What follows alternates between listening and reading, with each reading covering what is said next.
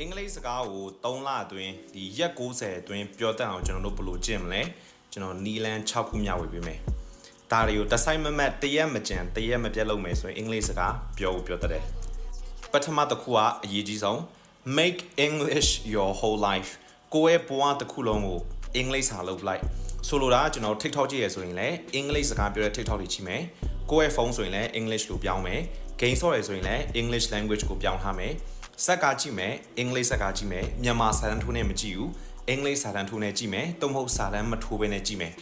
ပြီးတော့ listening လုပ်တဲ့ဟာဒီ podcast တွေနားထောင်မယ်တချင်းဆိုရင်လည်းပမာတချင်းတွေ Korean တချင်းတွေ Chinese တချင်းတွေနားမထောင်ဘူးအင်္ဂလိပ်တချင်းပဲနားထောင်မယ်နားထောင်တဲ့အချိန်မှာလည်း lyrics နဲ့နားထောင်မယ်ဒါပထမတစ်ခု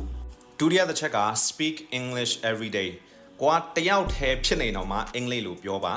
အင်္ဂလိပ်လိုတွေးပါဆိုလိုတာကျွန်တော်တို့တရက်လုံနေတဲ့ဟာဥမာအခုကျွန်တော်စကားပြောနေဆိုရင် I'm speaking ကိုကမနက်စာချက်နေဆိုရင် I'm making breakfast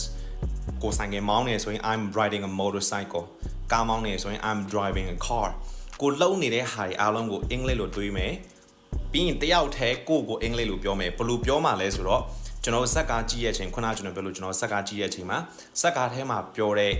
ဒီ dialogue တွေစက်ကောင်တွေပြောတဲ့ dialogue တွေတို့စကားတွေကိုကျွန်တော်တို့လိုက်ပြီးတော့အတူခိုးကြည့်မယ်တို့ပြောလို့လိုက်ပြီးတော့ပြောကြည့်မယ်ဖြစ်နိုင်လို့ရှိရင်ဆိုရင်တော့သူငယ်ချင်းတယောက်ရှာဒီ learning club တစ်ခု join ဒါကတော့အကောင်းဆုံးတတိယတစ်ခုက grammar တွေကိုမလေ့လာနဲ့ကျွန်တော်တို့ grammar စာအုပ်တွေအများကြီးရှိရယ်အင်္ဂလိပ်စာလေ့လာတော့မယ်ဆိုအရင်ဆုံးဝယ်တာ grammar တွေတကယ်တော့အဲ့ဒါအသုံးဝင်ဘူးအဲ့အစား useful phrases ဒီအင်္ဂလိပ်စကားပြောတဲ့လူတွေနေ့တိုင်းပြောတဲ့ဒီ chunk လိုက်ပေါ့နော်ဒီအုပ်စုလိုက်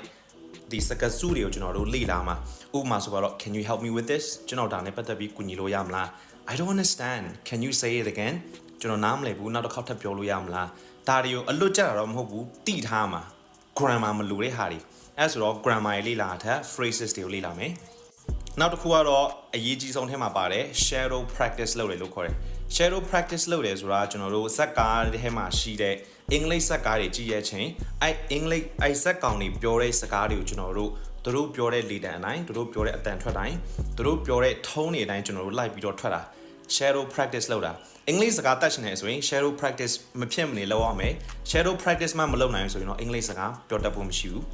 ပြီးနံပါတ်5အဆင့်ကပါလဲဆိုတော့ကျွန်တော် goal တတ်မှတ်ရမှာအဲ့လို3လအတွင်းဆိုတော့ဟုတ်ပြီကျွန်တော်ပထမတစ်ပတ်မှာဘာတွေပြောမှာလဲပထမတစ်ပတ်မှာဘာတွေလေ့လာမှာလဲအဲ့ပထမတစ်ပတ်ဆိုရင်နေမှာပထမရက်ကဘာတွေလေ့လာမှာလဲဒုတိယရက်ကဘာတွေလေ့လာမှာလဲ goal တတ်မှတ်ပါနောက်ဆုံးတစ်ခုအရေးကြီးဆုံးကတော့ကိုကအခုမှစလုပ်မှာဖြစ်တဲ့အတွက်ကြောင့်မလို့အမားတွေပါမယ်အဲ့အတွက်ကို့အမားကိုလက်ခံမားမှမကြောက်နဲ့ good luck